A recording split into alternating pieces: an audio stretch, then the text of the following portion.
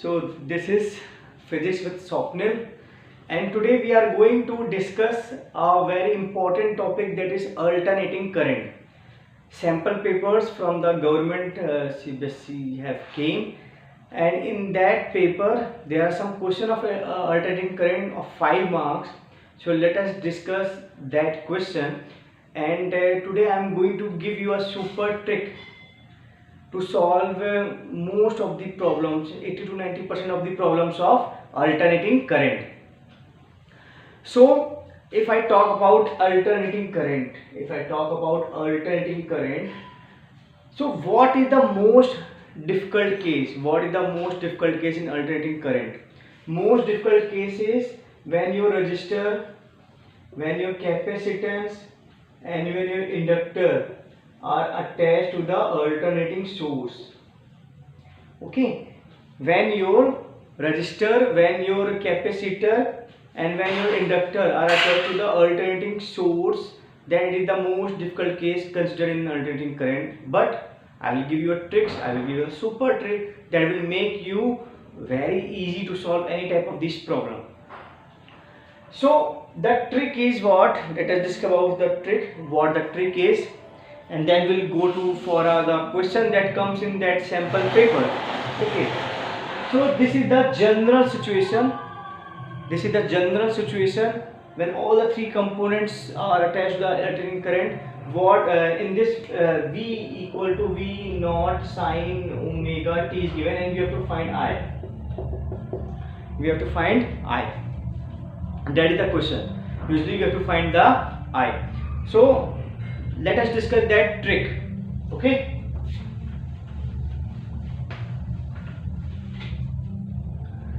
So that trick is what?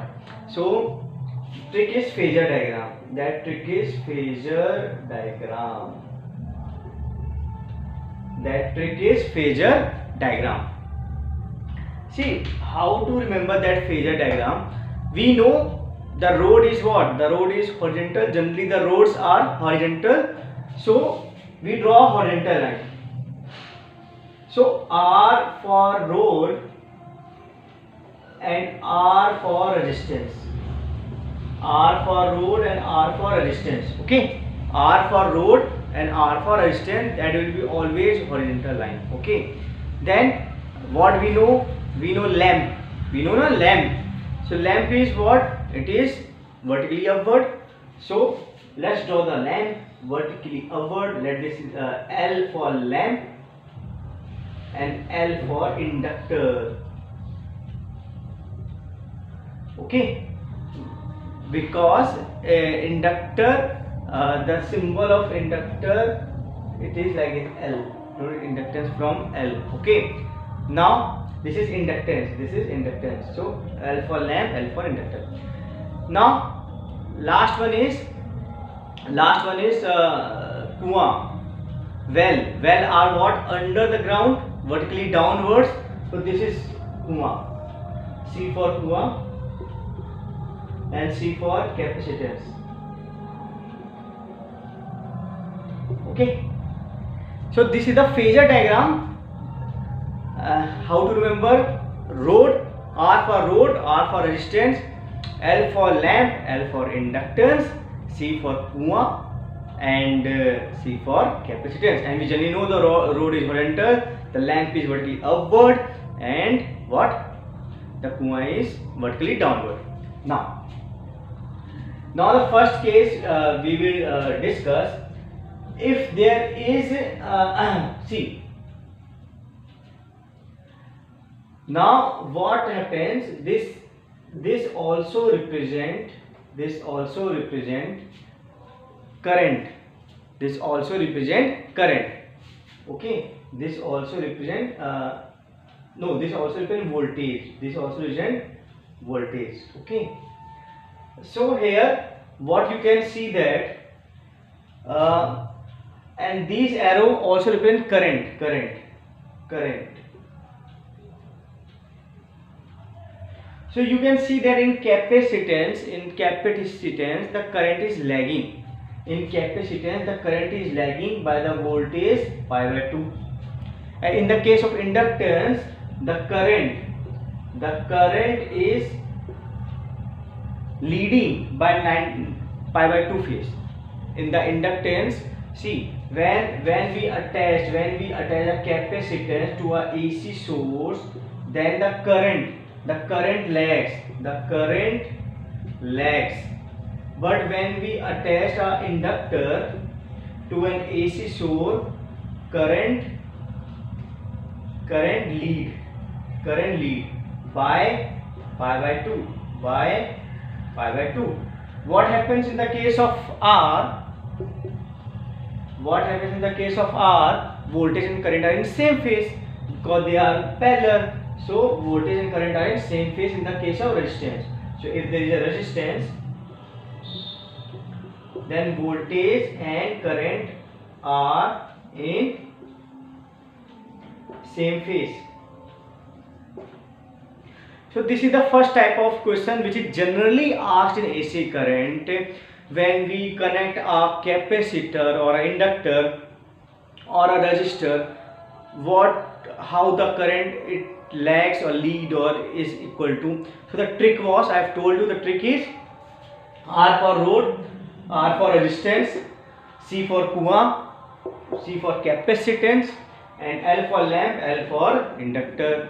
And this horizontal line also represent voltage, and the lines represent current. So in the current in the inductor leads by the voltage 90 degree, in the capacitor it lags by the pi by 2, and in the case of that resistor it is same as the current. Okay, so this was the first phase of question which can be generally asked in the board exam. Now we are discussing about the numerical part of the AC current which is asked in that context. Okay, now let us see what numerical part can be asked.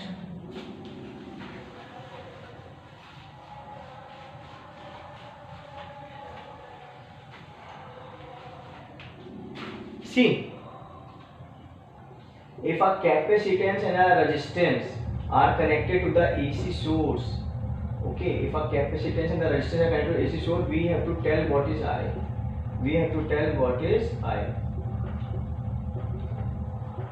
If a capacitance and resistance is connected to the AC source, we have to tell what is I. So how can we tell what is I? Again, we will take the help of that super trick that is known as phasor diagram. In the phasor diagram, we know rod, that is horizontal, and coulomb is vertical downward. Okay, not treat them as a vector. When you treat them as a vector, you have to learn that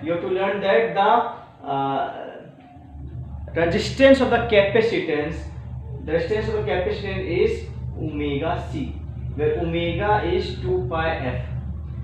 You have to remember this. We will prove after 10-15 minutes. We will prove also this result. The resistance of the capacitor is given by omega C and omega equal to 2 pi f. This is the question which is asked in the sample paper. Derive the resistance of the capacitor in alternating current. We will prove. So let remember this formula, x equal to omega C. So its resistance R and its resistance is omega C. So so these are, treat them like a vector. So we know that when two vectors are perpendicular to each other, so resultant is like this. So this is the resultant, and this resultant is known as impedance. If you don't know the vectors also, then also there is no problem, because you can shift this omega C like this. Parallel. This is R, this is omega C. Then we have to find this Z hypotenuse. This Z will be what? I apply Pythagoras theorem. So this Z will what? R square plus omega C ka whole square ka under root. So your Z will be what? Under root R square plus omega C ka whole square. That's it. We have to find only the Z. If we find the Z, our thing, we have done that. Our 90% work has done. So what we know Ohm's law. We know for basic Ohm's law. What is basic Ohm's law? V equal to IR. I will write V maximum. So I maximum and R. So here R is generally separated as Z, impedance. That Z is resistance of the whole circuit. and we have already find the resistance of the whole circuit. The resistance of the whole circuit is Z, that is impedance, that is this much. So Vmax is what? V naught. Vmax is what? V naught. So I max will be what? V naught by Z, that will be I max. And Z, we have already find the Z. So this is what? Z is what? Under root of R square plus omega C ka whole square, that is I naught. Okay, that's what's very easy now. That is very easy. Alternating current is so much easy chapter that you cannot avoid that. Now, if you want to find IRMS, so we know IRMS is equal to I naught by root 2. So you can find IRMS also. So I have taken the case of C and R. So let's take the another case of C and L. Let's take C and L case. Okay.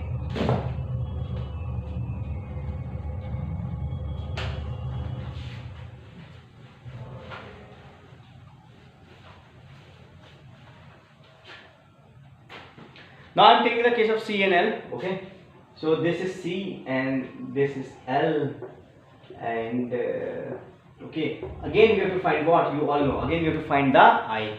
So to find the I, we have already given V equal to V naught sine omega t, and we know at last you have to use V equal to IR. For that you have to find the resistance of whole circuit, that is known as impedance. So let us find impedance. Now we have again that super trick. That super trick is what? Now we have what? We have lamp and we have kuan, and we know that lamp is this and kuan is this.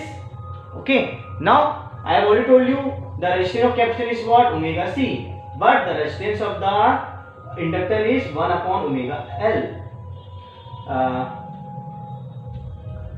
Sorry, it is 1 upon omega C. Corrected. You can correct in the previous one also. The resistance of this is 1 upon omega C, not omega C, but the resistance of the inductor is 1 upon it is omega L. It is omega L. Okay, so you can correct it in the previous.